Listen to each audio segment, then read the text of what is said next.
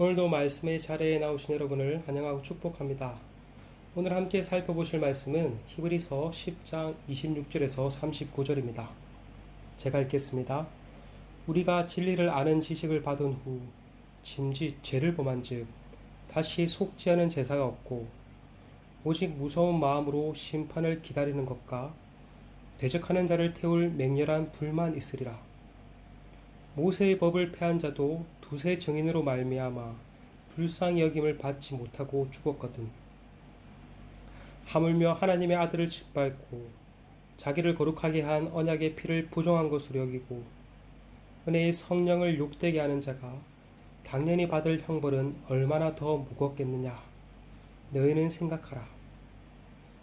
원수 갚는 것이 내게 있으니 내가 갚으리라 하시고 또 다시 주께서 그의 백성을 심판하니라 말씀하신 것을 우리가 아노니 살아계신 하나님의 손에 빠져들어가는 것이 무서울진저. 전날에 너희가 빚을 받은 후에 고난의 큰 싸움을 견뎌낸 것을 생각하라.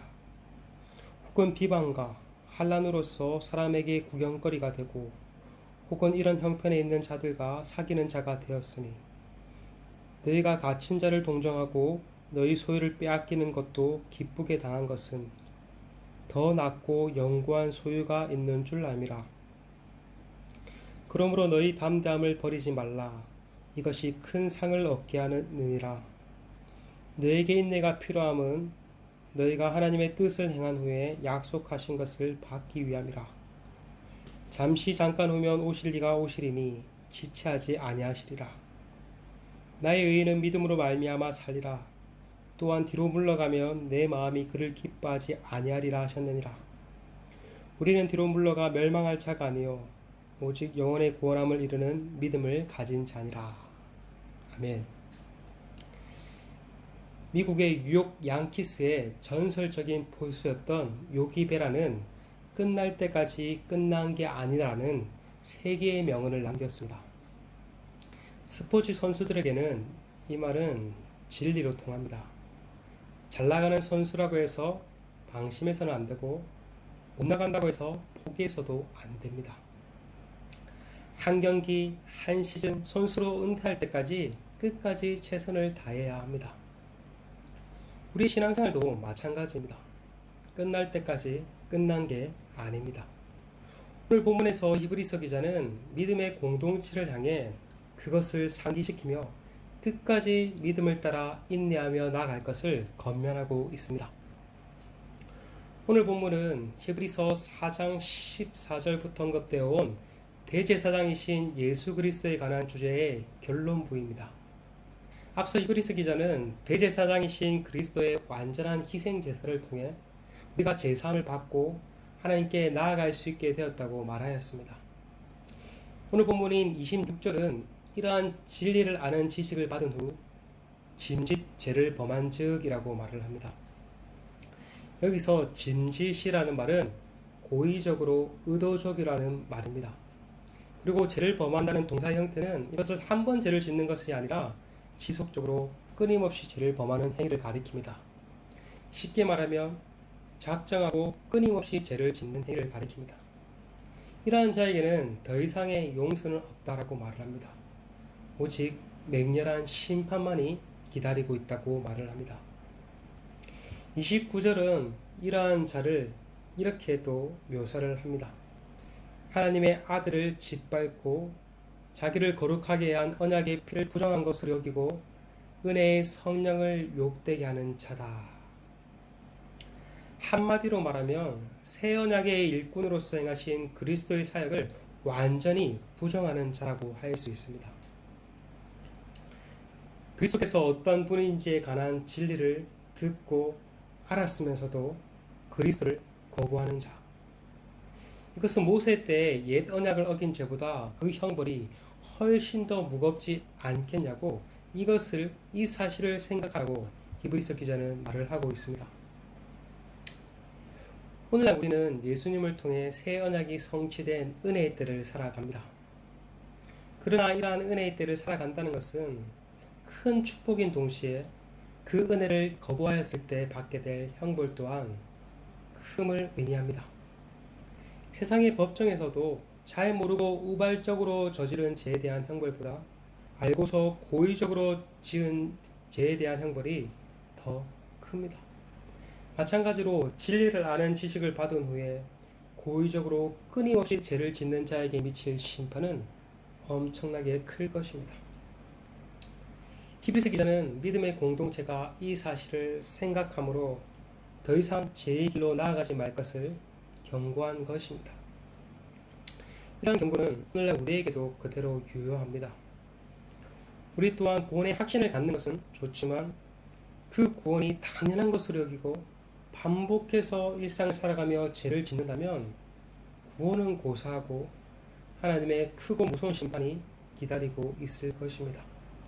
그러하기에 우리 또한 이 히브리서 기자의 경고를 잘 귀담아 듣고 날마다 두렵고 떨림으로 우리 구원을 이루어 가야 할 것입니다.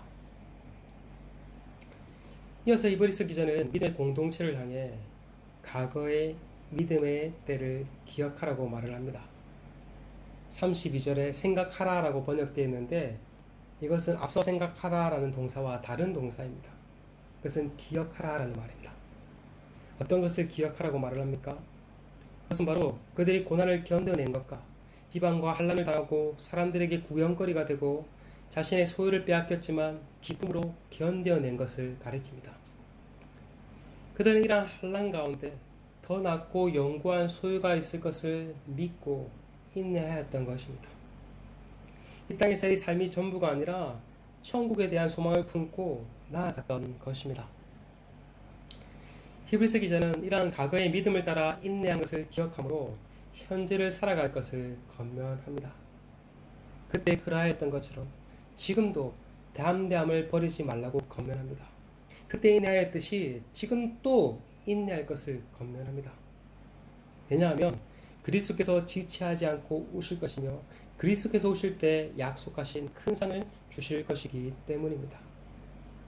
이 상을 바라보며 이 구원이 완성된 때를 바라보며 지금도 담대함으로 인내할 것을 권면한 것입니다. 끝으로 히브리서 기자는 하박국 2장 4절을 인용하며 믿음을 따라 살 것을 권면합니다. 38절에서 39절입니다. 나의 의인은 믿음으로 말미암아 살리라. 또한 뒤로 물러가면 내 마음이 그를 기뻐하지 아니하리라 하셨느니라. 우리는 뒤로 물러가 멸망할 자가 아니요 오직 영혼을 구원함에 이르는 믿음을 가진 자니라. 앞서 히브리서 기자는 믿는 도리를 굳게 붙잡을 것을 거듭 말하였습니다. 여기서도 믿음이라는 단어를 2번 사용하며 믿음을 강조하고 있습니다. 이것을 통해서 우리는 히브리서의 또 다른 중요 주제가 믿음임을 알 수 있습니다. 오직 구원은 믿음으로 시작되고 믿음으로 완성됩니다. 믿음에서 믿음으로. 이 주제는 바울의 서신인 로마서에도 그대로 나오는 내용이죠. 그러니 뒤로 물러가지 말고 믿음을 따라 담대히 나아가라고 말을 합니다. 그런데 이어지는 히브리서 11장에서 내일부터 살펴볼 11장에서 믿음을 따라 살아간 믿음의 선진들을 소개합니다. 여러분, 우리가 구원을 얻는 것도 믿음으로 말미암으며 구원 이후에 성화를 이루어가는 것도 믿음을 따라야 합니다. 성도의 삶은 한마디로 말하면 믿음을 따르는 삶입니다. 믿음에서 믿음으로. 이러한 믿음은 막연한 믿음이 아닙니다. 아들이신 예수님을 통해 우리에게 계시해 주신 바로 그 믿음을 가리킵니다. 바라기는 우리 또한 어떠한 형편과 상황 가운데 뒤로 물러가지 아니하고 흔들리지 아니하고 믿음을 따라 살아가길 소망합니다. 우리가 믿고 붙들어야 할 믿음의 내용이 무엇인지 더욱 알아가기를 힘쓰며 믿음으로 오늘 하루도 승리하는 우리 모두가 되시길 소망합니다.